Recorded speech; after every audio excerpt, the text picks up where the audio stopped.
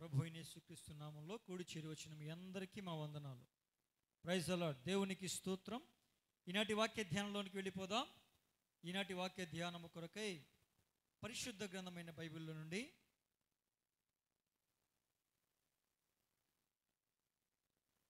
సమూయేలు మొదటి గ్రంథము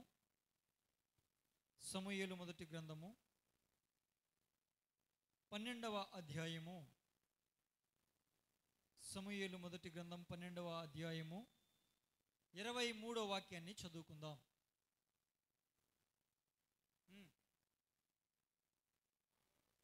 నా మట్టుకు నేను మీ నిమిత్తము ప్రార్థన చేయుట మానుట వలన యెహోవాకు విరోధముగా పాపము చేసిన వాడనగుదును, అది నాకు దూరమగునుగాక.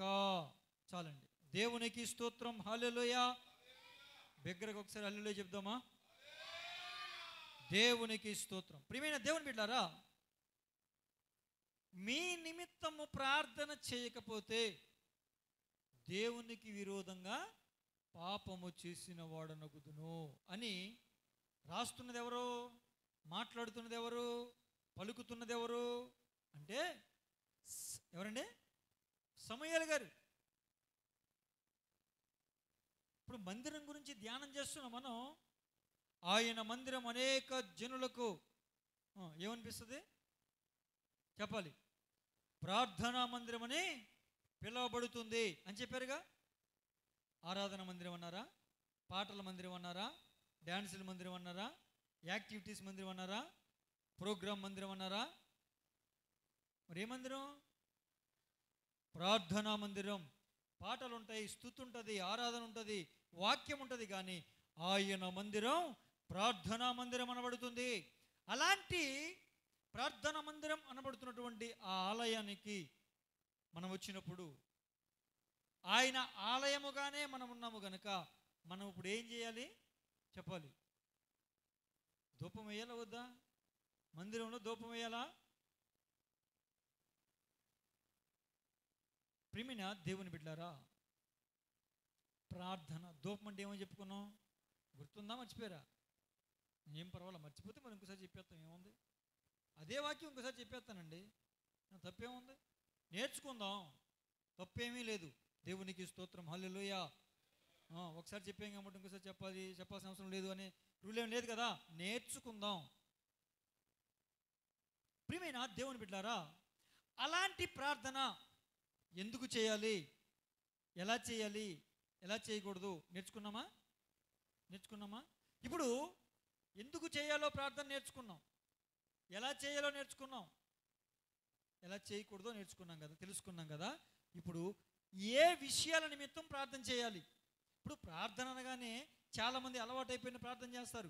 చాలామంది వాళ్ళ కోసం మాత్రమే ప్రార్థన చేస్తారు, వాళ్ళ కుటుంబంలో సమస్యలు మాత్రమే ప్రార్థన చేస్తారు. ప్రార్థన అంటే ఎలా చేస్తారు? కొంతమంది అలవాటైపోయిన ప్రార్థన అంటే ఏంటి? అన్నీ అడుగుతారు. అన్నీ అడిగేసి ప్రభువా ఒకవేళ అడగరాని ఏమన్నా అడిగితే దయచేసి క్షమించు ప్రభువా అంటారు. ఇది చాలా సంఘాల్లో 100% సంఘాల్లో ఈ మాట మాట్లాడుతూనే ఉంటారు. ప్రార్థన చేసి ఏమంటారండి? ఒకవేళ అడగరానిది ఏమైనా అడిగితే దయచేసి మన్నించండి అంటారు. అంటే దాని అర్థం ఏంటి? నువ్వేమడిగావో నీకు తెలియదని. మరి అంతే, నువ్వు ప్రార్థనలో ఏమడిగావో నీకు తెలియకపోతే మరి ఇంకేం చేస్తాం? అదే మాట మాట్లాడతాం. ఏది అడగాలో ఏది అడగకూడదో ప్రభువుతో మనం మాట్లాడుకునేటప్పుడు, ప్రభువుకి మనం ప్రార్థన చేసేటప్పుడు తెలియాలా వద్దా? మరి ప్రార్థన చేసి ఒకవేళ అడగరాని ఏమన్నా అడిగితే, నా ప్రార్థనలో ఏమన్నా తప్పులుంటే, ఇదేంటంటే అలవాటైపోయిన ప్రార్థన. వీళ్ళు చిన్నప్పటి నుంచి ఎవరి దగ్గర విన్నారు. అది ఇంట్లో వాళ్ళు కావచ్చు, సంఘంలో వాళ్ళు కావచ్చు. వాళ్ళు ప్రార్థన చేయటం విన్నారు. ఇక అదే ప్రార్థన, అలవాటైపోయిన ప్రార్థన, ఎక్కడో విన్న ప్రార్థన, నేర్చుకున్న ప్రార్థన కాదు. అసలు ప్రార్థన ఎందుకు చేయాలి, ఎలా చేయాలి, ఎలా చేయకూడదు నేర్చుకున్నాం. ఇప్పుడు ఏ అంశాల కోసం ప్రార్థన చేయాలి? దేవునికి స్తోత్రం. హల్లెలూయా. అది నేర్చుకుందాం. ఏ అంశాల కోసం ప్రార్థన చేయాలి? మన కోసం ప్రార్థన చేయాలా వద్దా? చేయాలి.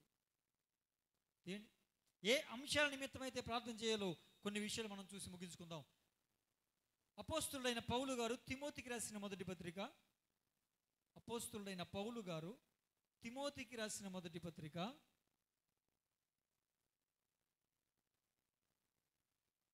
2వ అధ్యాయం మొదటి 2 వచనాలు.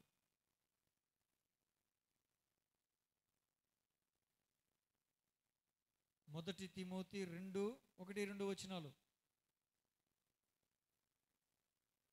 మనము సంపూర్ణ భక్తియు మాన్యతయు కలిగి నెమ్మదిగాను సుఖముగాను బ్రతుకు నిమిత్తము అన్నిటికంటే ముఖ్యముగా మనుష్యులందరి కొరకును, రాజుల కొరకును, అధికారుల కొరకును విజ్ఞాపనలు, ప్రార్థనలు, యాచనలు, కృతజ్ఞతాస్తుతులు చేయవలనని హెచ్చరించుచున్నాను. దేవునికి స్తోత్రం కలుగునుగాక. ఏ అంశాల నిమిత్తం ప్రార్థన చేయాలంటే, మనము నెమ్మదిగా సుఖంగా బ్రతకాలంటే మనుషులందరి కోసం ప్రార్థన చేయాలి. దేవునికి స్తోత్రం. ఇరుగోళ్ళ కోసం, పొరుగోళ్ళ కోసం, పక్కింటోళ్ళ కోసం, వెనకింటోళ్ళ కోసం ప్రార్థన చేయలేదనుకోండి, వాళ్ళ ద్వారా మనకి శ్రమలు, శోధనలు, నిందలు, అవమానాలు, లేనిపోని కొట్లాట్లు, గొడవలు వస్తూ ఉంటాయి. అందుకే మనుషులందరి నిమిత్తం మనం ప్రార్థన చేయాలి అని చెప్పాడు. కానీ చాలామంది మనం ఎవరి కోసం ప్రార్థన చేస్తామండి? మన కోసమే. కొంతమందికి మన కోసం మనకు ప్రార్థన చేసుకోవడానికి కూడా సమయం చెప్పాలి ఉండదండి. మన కోసం మనం ప్రార్థన చేసుకునే సమయం కూడా ఉండదు. దేవునికి స్తోత్రం కలుగునుగాక. అంత బిజీ.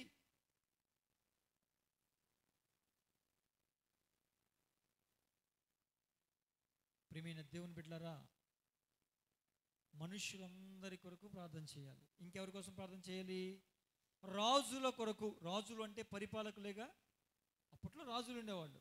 ఇప్పుడు ఎవరు? పాలన చేసేవాళ్ళు,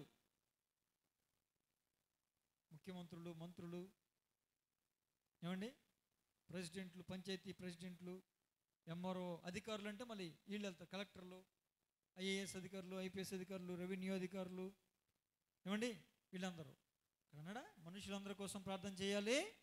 ఇంకెవరి కోసం? పరిపాలించే పరిపాలకుల కొరకు ప్రార్థన చేయాలి. అధికారుల కొరకు కూడా మనం ప్రార్థన చేయాలి. వీళ్ళందరి కోసం ప్రార్థన చేయకపోతే ఏమవుతుందంట? మనకి నెమ్మది ఉండదు, సుఖం ఉండదు. అక్కడ రాశాడుగా, మనము నెమ్మదిగాను సుఖముగాను బ్రతుకు నిమిత్తము వీళ్ళందరి కోసం ప్రార్థన చేయాలి. మనుషులందరి కోసం ప్రార్థన చేయాలి. పరిపాలించే పరిపాలకుల కోసం ప్రార్థన చేయాలి. అలాగే అధికారుల కొరకు మనము ప్రార్థన చేయాలి. మన కోసం ఎలాగో ప్రార్థన చేసుకుంటాం. దేవునికి స్తోత్రం. హల్లెలూయా, హల్లెలూయా. ప్రియమైన దేవుని బిడ్డలారా, మొదటగా ఏం చేయాలి? మనుషులందరి కోసం, అధికారుల కోసం, పాలకుల కోసం. రెండోది చూద్దాం. జకర్యా గ్రంథము 10వ అధ్యాయము మొదటి వచనం. జకర్యా గ్రంథము 10వ అధ్యాయము మొదటి వచనం. త్వరగా రావాలి. ఏంటి రాలేకపోతున్నారు? జకర్యా 10:1. కడవరి వానాకాలమున వర్షము దయచేయమని యెహోవాను వేడుకొనుడి. హల్లెలూయా. కడవరి వానాకాలం, తొలకరి వానాకాలం ఎప్పుడు వచ్చింది చెప్పాలి మీరు. తొలకరి వాన ఎప్పుడు వచ్చింది? అపోస్తులందరూ కూడా యేసు ప్రభు వారు ఆరోహణం అయిపోయిన తర్వాత యెరూషలేములోకి వచ్చి మేడగదిలో ప్రార్థన చేశారా? 10 రోజులు ప్రార్థన చేస్తే ఏం జరిగింది? పరిశుద్ధాత్మదేవుడు దిగి వచ్చాడా? అది తొలకరి వాన. హల్లెలూయా, హల్లెలూయా. తొలకరి వర్షం కురిసినప్పుడు రైతు ఏం చేస్తాడండి? దున్ని చదును చేసి విత్తనాలు విత్తుతాడు. అవునా కదా? ఇక వర్షం పడుతూ ఉంటుంది, వెళుతూ ఉంటుంది, పడుతూ ఉంటుంది, వెళుతూ ఉంటుంది. మరలా పంట కోసే ముందు ఒక్కసారి వర్షం రావాలి. దేవునికి స్తోత్రం. హల్లెలూయా, హల్లెలూయా. అవునా కాదండి? ఇప్పుడంటే బోర్లు వచ్చేసినాయి, మోటార్లు వచ్చేసి అన్నీ వచ్చేసినాయి. కానీ తొలి దినాల్లో, వ్యవసాయ ప్రారంభించే తొలి దినాల్లో వర్షమేగా ఆధారం. అంటే కడవరి కోత సమయంలో కూడా ఏం రావాలి? వర్షం రావాలి. ఆ కడవరి తొలకరి వర్షం కోసం వాళ్ళు 10 రోజులు ఉపవాసం ఉండి 120 మంది ఏక మనస్సుతో ఎడతెగక ప్రార్థన చేస్తే తొలకరి వర్షం కురిసింది. ఇప్పుడు ఏం చేయాలి? కడవరి వర్షం కురిసే వరకు కూడా మనము కడవరి వర్షాన్ని కురిపించు ప్రభు అని ప్రార్థన చేయాలి. అంత్య దినాల్లో ఉన్నామా లేదా?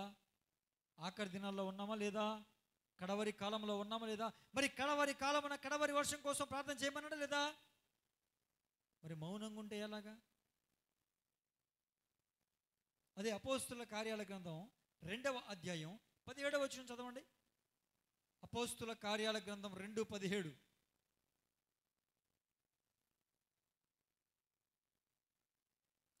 అంత్య దినముల యందు నేను మనుష్యులందరి మీద నా ఆత్మను కృమ్మరించదను. దేవునికి స్తోత్రం. హల్లెలూయా.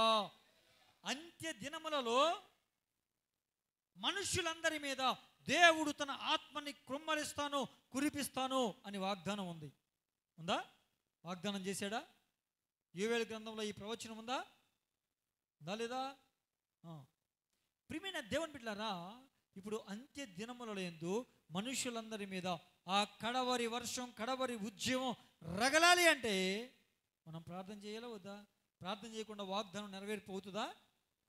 ఉదాహరణకి ఈ సంవత్సరం దేవుడు నీకున్నటువంటి సమస్తమైనటువంటి ఆస్తిని విస్తరింపజేస్తా అన్నాడు. ఇంకా బాగా అర్థం అవ్వాలంటే నువ్వు ఏదో వ్యాపారం చేస్తున్నావు, నీ వ్యాపారాన్ని దీవిస్తా అన్నాడు అనుకుందాం. దేవుడు నా వ్యాపారం దీవిస్తానన్నాడు ఈ సంవత్సరం అని నువ్వు వ్యాపారం చేయకుండా ఇంట్లో కూర్చుంటే వ్యాపారం అవుద్దా? ఆశీర్వాదం అవుద్దా? వ్యాపారం చేస్తూ ఉండాలి. మరలా ఏం చేయాలి? అయ్యా, నా వ్యాపారాన్ని ఈ సంవత్సరం దీవిస్తానన్నావు, నా పిల్లల్ని ఈ సంవత్సరం దీవిస్తానన్నావు, నా కుటుంబాన్ని ఈ సంవత్సరం దీవిస్తానన్నావు, ఆర్థికంగా మమ్మల్ని లేవనెత్తుతానన్నావు అని ప్రార్థన చేయాలా వద్దా? వాగ్దానం నెరవేర్పు ఎప్పుడవుతుంది? ప్రార్థన ద్వారా మాత్రమే అవుతుంది. దేవునికి స్తోత్రం కలుగును గాక. దేవుడు వాగ్దానం చేశాడని చెప్పి ప్రార్థన చేయకుండా మూలన కూర్చుంటే ఏమాత్రం కూడా ఉపయోగం ఉండదు. అలాగే కడవరి కాలమున కడవరి వర్షము కొరకు ప్రార్థించమని చెప్పాడు. ప్రార్థించాలి వద్దా? ప్రార్థించాలి. మనం మనుష్యులందరి మీద తన ఆత్మను కురిపిస్తానన్నాడు. కృమ్మరించు వరకు ప్రార్థన చేయాలి. దేవునికి స్తోత్రం. Hallelujah, hallelujah.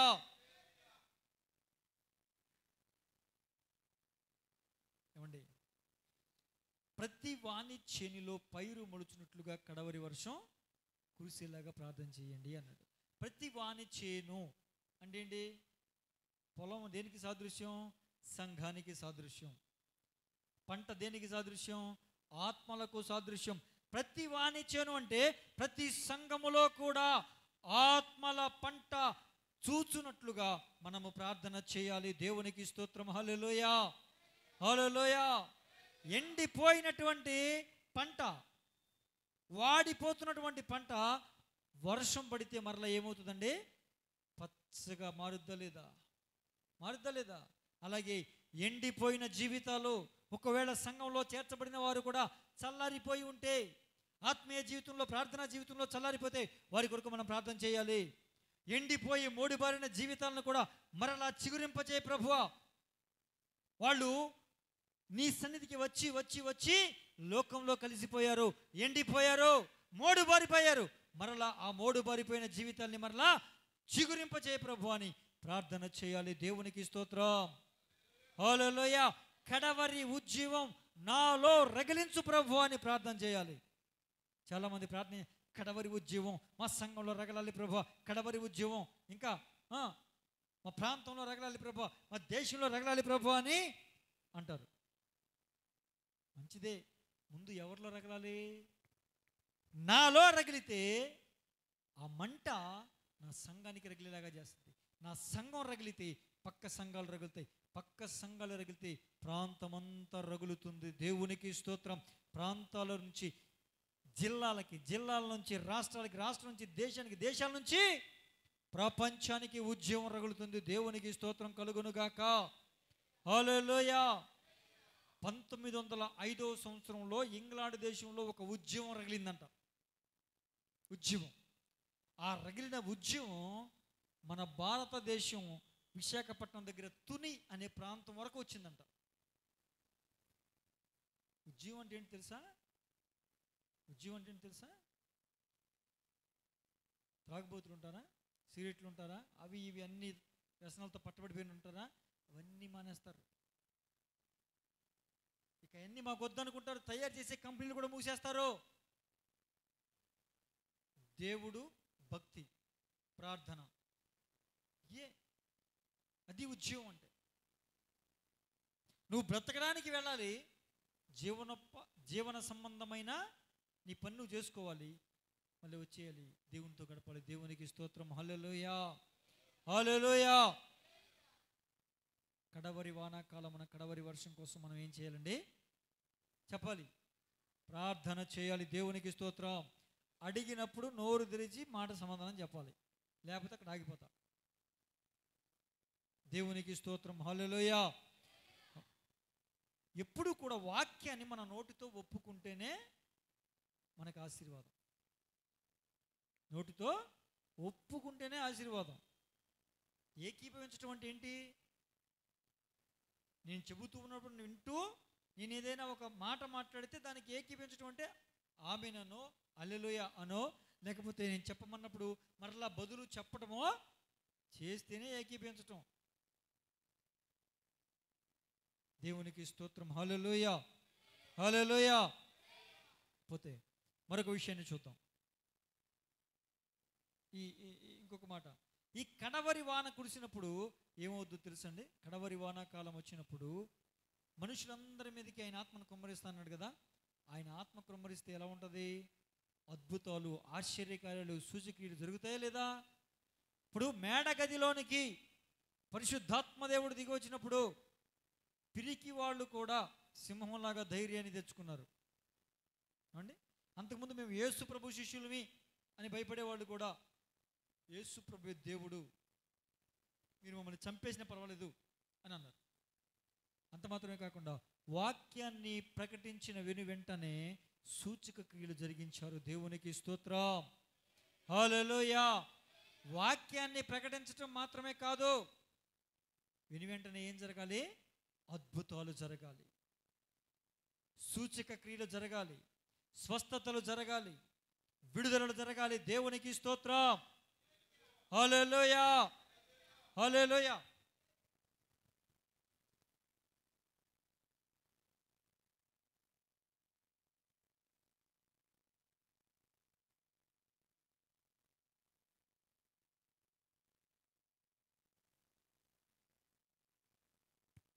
స్తోత్రం. హల్లెలూయా. Praise the Lord. హల్లెలూయా.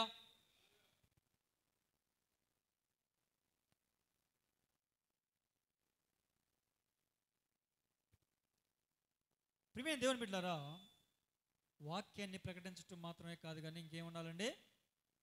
మనలో ఇంకేం ఉండాలి? అద్భుతాలు, ఆశ్చర్యకార్యాలు, సూచక్రియలు జరగాలి. దేవునికి స్తోత్రం. హల్లెలూయా, హల్లెలూయా. మరొక విషయాన్ని చూద్దాం. మత్తయి సువార్త 9వ అధ్యాయం.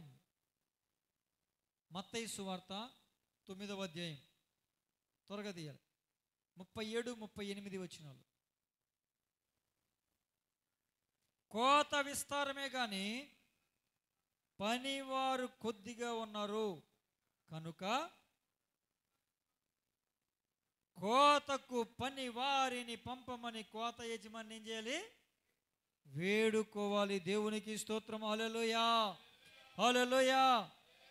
కోత ఎలా ఉందంట? విస్తారంగా ఉందంట. పని వాళ్ళు ఎంతమంది ఉన్నారంట?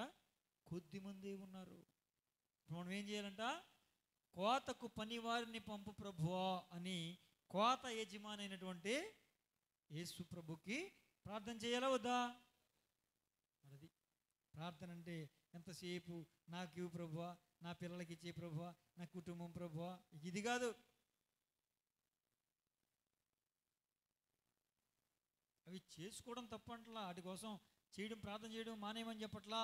నా ఉద్దేశం అది కాదు. అక్కడ ఆగిపోవద్దు. చేయాల్సిన విషయాలు, చేయమన్న విషయాలు చాలా ఉన్నాయి. దేవుని బిడ్డలారా, మీరు ఆలోచన చేయండి. చాలా క్లియర్గా మాట్లాడుతున్నాడు. కోతకు పని వారిని పంపమని ప్రార్థన చేయాలి. కోసేవాళ్ళు కావాలి. ఈ రోజున ఎవరున్నారో తెలుసా? కూసేవాళ్ళు ఉన్నారు, మేసేవాళ్ళు ఉన్నారు. మీకు అర్థమైందా? కూసేవాళ్ళు ఉన్నారు, మేసేవాళ్ళు ఉన్నారు.